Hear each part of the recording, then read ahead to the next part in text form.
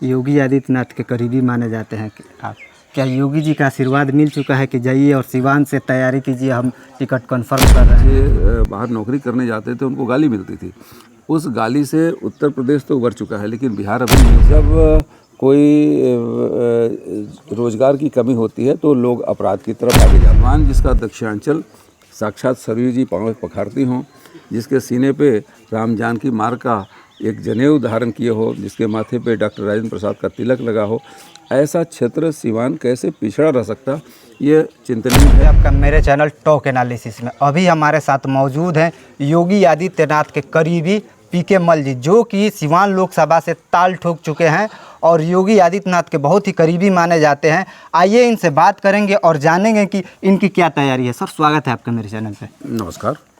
क्या तैयारियां हैं लोकसभा चुनाव को लेकर? ऐसा कहा जा रहा है कि भाजपा से आपको टिकट मिल रहा है और आप योगी आदित्यनाथ के करीबी माने जाते हैं। देखिए, मैं एक सामाजिक कार्यकर्ता हूँ। विगत 22 वर्षों से सामाजिक, सांस्कृतिक और व्यापारिक क्षेत्र में मैंने काम किया है और इन संगठनों के साथ में मिलकर काम किया है। भारतीय जनता पार्टी, परिवार के संगठन, सभी लोगों के साथ में राष्ट्रवादी अभियान में हमने सभी के साथ में मिलकर काम किया है। चूँकि मेरा घर है पूनक प्रखंड दरौली में, सिवान जिले के, तो मेरा ये दायित्व बनता है कि मेरा घर परिवार, इस क्षेत्र के लोग भी आगे बढ़ें और ये क्षेत्र खुशहाल हो। विगत कई दशक से देखा जा रहा है कि विकास के पथ पे उत्तर प्रदेश और बिहार, ये दो राज्य बहुत ही पिछड़े राज्य के रूप में देखा जाता रहा। क्योंकि मेरी नौकरी करने के बाद जब मैं बाहर गया तो वहाँ पे लोगों ने बताया कि ये उत्तर प्रदेश और बिहार के लोग भैया हैं, और हम लोग को जो बच्चे बाहर नौकरी करने जाते थे उनको गाली मिलती थी। उस गाली से उत्तर प्रदेश तो उभर चुका है, लेकिन बिहार अभी नहीं उभरा है। लेकिन एक जनप्रतिनिधि का दायित्व, इस क्षेत्र को सम्मान कैसे मिलता है, क्योंकि जब इस क्षेत्र में वो काम करता है और जनता के प्रति उसकी जिम्मेदारी और जवाबदेही तय होती है, तो एक जनप्रतिनिधि इस क्षेत्र की जनता का रिप्रेजेंटेशन होता है और उस रिप्रेजेंटेशन को कैसा वो नेतृत्व है, उसी के आधार से जनता का आकलन भी होता है। क्योंकि आज़ादी के समय जब हमारे पास बाबा साहब भीमराव अम्बेडकर, डॉक्टर राजेंद्र प्रसाद जी ऐसे हमारे पास नेतृत्व करता थे, तो उनके हमारा सीना गर्व से फूलता था उनका नाम लेने से। लेकिन धीरे धीरे क्षेत्र में बहुत सारे अपराधी घुस आए, बहुत सारे अकर्मण्य लोग घुस आए, तो उस कारण से जनप्रतिनिधि के प्रति लोगों का एक विचार बदलता गया। एक जनप्रतिनिधि जो इस क्षेत्र में है, इस क्षेत्र के जो लोग बाहर बसे हुए हैं, उनके साथ मिलके जो अच्छा काम कर रहे हैं, बड़ी इंडस्ट्री लगा रखे हैं या हमारे देश में या विदेश में, उनसे कैसे हम उनको प्रेरित करके इस क्षेत्र में उद्योग को आगे बढ़ा सकें। सरकार और जनता के बीच में कैसे स्थापित सामंजस्य करके और सरकार से सुरक्षा कैसे दिलवा के इंडस्ट्री जो हैं उनको कैसे हम इस क्षेत्र में उनके सड़क, बिजली, पानी की व्यवस्था करा सकें। कुल मिला के एक जनप्रतिनिधि का दायित्व बहुत बड़ा होता है और एक केवल 5 करोड़ की सांसद निधि या कुछ विधायक निधि से क्षेत्र का विकास नहीं होता। यहाँ पे इस क्षेत्र के से जुड़ी हुई चीज़ों को प्रेजेंट करके, यहाँ पे क्या संभावनाएं हैं इंडस्ट्रीज़ की, उसका रिप्रेजेंटेशन करके बड़े बड़े इन्वेस्टमेंट इस क्षेत्र में आने चाहिए।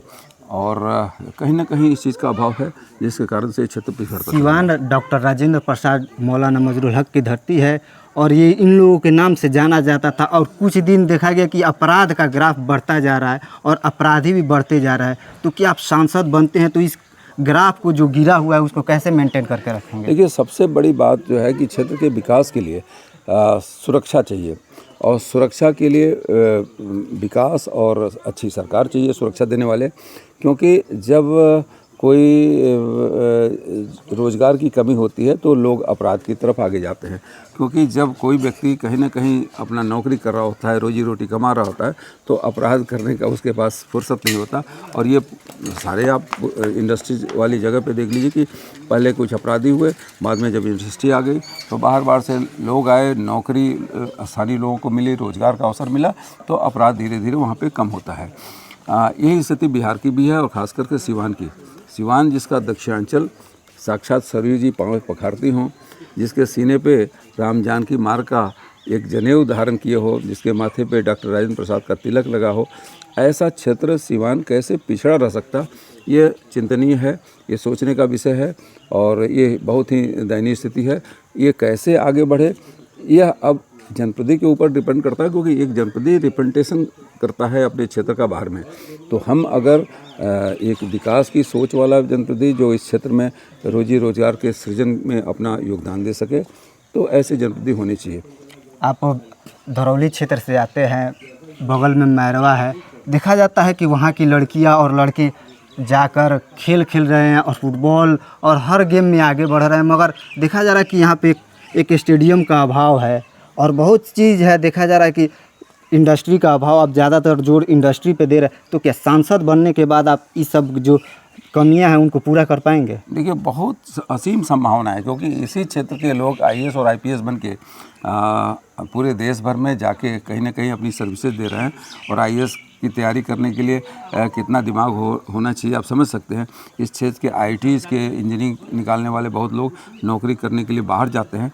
तो ये क्षेत्र के लोग इस क्षेत्र में अपनी प्रतिभा का उपयोग करके और यहाँ के क्षेत्र का विकास कर सकें, यह प्राथमिकता होगी मेरी पहली चीज़। दूसरी चीज़, जैसा आपने बताया खेलकूद में, तो वास्तविक रूप में यहाँ तो एक मैं देख रहा हूँ लक्ष्मीपुर मैरवा के पास में है, वहाँ एक स्पोर्ट्स कॉलेज है और राष्ट्रीय अंतर्राष्ट्रीय स्तर के खिलाड़ी वहाँ पैदा हो रहे हैं, लड़कियाँ हैं वहाँ पे। तो इनको अगर प्रोत्साहन दिया जाएगा तो इस तरह के बहुत सारे क्लब हैं सिवान ज़िले में, तो असीम संभावनाएं हैं। और इनको केवल अवसर मिलना चाहिए, खेल का मैदान, जैसे हर गांव में खेल का मैदान हो, हर ब्लॉक स्तर पे मिनी स्टेडियम हो और ज़िले स्तर पे एक अच्छा स्टेडियम, और खेल के प्रति सारे लोगों को प्रोत्साहन मिले, तो प्रतिभा की कमी नहीं है यहाँ पे, सब आगे बढ़ेंगे। आप इंडस्ट्री की बात करें, देखा जा रहा है कि इंडस्ट्री बहुत कम है सिवान में, एक भी इंडस्ट्री नहीं है, मगर लोग आते हैं, वादा करते हैं, मगर उस वादे को पूरा नहीं कर पाते हैं। आपके वादे पे लोग कैसे विश्वास करें? देखिए, यही बात है ना कि किसी भी व्यक्ति के ऊपर में विश्वास करने के लिए उसके कम से कम 15 साल, 20 साल, 2 दशक का उसका बैकग्राउंड हिस्ट्री देख लीजिए। अगर वो विश्वास करने लायक हो तो उस पर विश्वास कीजिए, नहीं विश्वास करने लायक हो, अगर 20 वर्षों से अगर वो कहीं ना कहीं अविश्वासी हो तो उस पर विश्वास मत कीजिए। योगी आदित्यनाथ के करीबी माने जाते हैं कि आप, क्या योगी जी का आशीर्वाद मिल चुका है कि जाइए और सिवान से तैयारी कीजिए, हम टिकट कंफर्म कर रहे हैं? देखिए, मेरा घर है ये, यहाँ से मात्र करीब 20 किलोमीटर की दूरी पे मेरा घर है जहाँ मैं खड़ा हूँ, और 50 किलोमीटर बाई 50 किलोमीटर का ये क्षेत्र है। मैं पूरे क्षेत्र में भ्रमण कर रहा हूँ और मेरे 22 वर्षों के सामाजिक और इस व्यापारिक और सांस्कृतिक क्षेत्र में और राजनीतिक क्षेत्र में कार्य करने का जो अनुभव है, उस अनुभव का मैं यहाँ पे उपयोग करते हुए जनता के लिए, लोक कल्याण के लिए काम करना चाहता हूँ। क्षेत्र में जा रहे हैं तो जनता किस चीज़ की कमी आपको बता रही है, क्या कमियां आप देख रहे हैं? देखिए, इस क्षेत्र में तो सारी कमी इसलिए दिखाई दे रही है, लेकिन प्राथमिकता के आधार पे चीज़ों को लेनी पड़ेगी, क्योंकि सबसे पहले प्रतिभा की कमी नहीं है यहाँ पे, उस प्रतिभा का सही संयोजन का अभाव है। जैसे चीज़ें बिखरी हुई हैं उसको सजो के, क्योंकि इस क्षेत्र के बहुत सारे लोग जो बाहर में बड़े बड़े इंडस्ट्री लगा रखे हैं, इस क्षेत्र के बहुत सारे लोग आईएएस आईपीएस बने हुए पूरे देश में फैले हुए हैं। तो इस क्षेत्र में विकास के लिए इंडस्ट्री आनी चाहिए। इंडस्ट्री आने के लिए एक सुरक्षा का माहौल चाहिए, और सुरक्षा का माहौल के साथ में एक सरकार ऐसी हो जो उद्योग को लाने में लोगों को प्रेरित करके इस क्षेत्र में लाए। और ये सारा का सारा काम एक जनप्रतिनिधि का होता है, क्योंकि उसी का काम इन सब चीज़ों का संयोजन का होता है। जनता से क्या कुछ अपील करना चाहते हैं जो आपको देख रही है हमारे चैनल के माध्यम से? मैं जनता से यही अपील करना चाह रहा हूँ कि आपके भीतर बहुत बड़ी ताकत है। आप बिहार के उस क्षेत्र में निवास करते हैं जहाँ पे पूरे दुनिया को पढ़ाने का काम भी बिहार किया था। यही नालंदा यूनिवर्सिटी यहीं पे है, और सिवान आपका इतना उपजाऊ ज़मीन का और पानी की एकदम प्रचुर मात्रा यहाँ पे उपलब्ध है। यहाँ पे टैलेंट है, मैन पावर, मैन रिसोर्सेज बहुत ज़्यादा है। आप केवल और मन बना लीजिए कि आपको आगे बढ़ना है। आप जिस दिन आपने मन बना लिया आपके बढ़ना है, और यहाँ की रिसोर्सेज को जनप्रति आपको सहयोग के आपके हाथ में सौंप के, और आप ही के सहयोग से विकास के पथ पर यह क्षेत्र आगे बढ़ेगा।